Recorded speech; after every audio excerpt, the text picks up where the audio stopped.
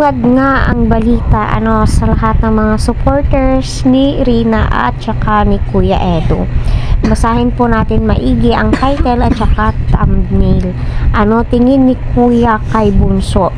Kuya at saka si Bunso, wala pong love team na nagganap po dito, kasi alam naman po natin kung gaano ka-supportive si Kuya Eds kay Rina noon, kung paano niya alagaan, kaya marami ang natuwa at sumasaludo kay Kalingap Rab, dahil isa na din po si Bunso sa Kalingap Angels, at inamin naman po iyon ni Kalingap Rab sa kanyang live na ang kanyang lucky charm si Rina, kung hindi kay Rina ay kumanda nga po ang kanilang views.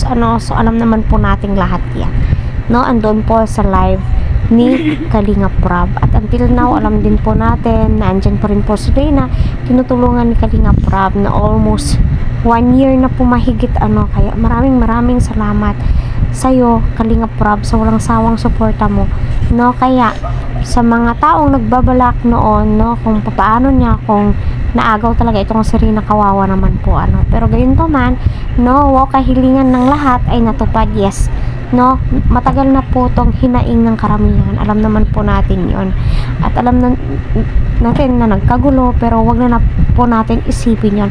Ang isipin po natin ngayon ang ikakabuti, at mapanood po natin si Kuya Eds at saka si Bunso Rina. Yun naman po yung pinaka-importante sa lahat, at yun naman po talaga ang pinakapatok sa lahat. Yun po yung inaabangan ng karamihan. Maraming salamat sa iyo Kalingap Rab. Alam mo na si Rina yung stress reliever po ng karamihan. Si Rina po yung inaalala ng karamihan, at lalong-lalo na po itong si Kuya Edo.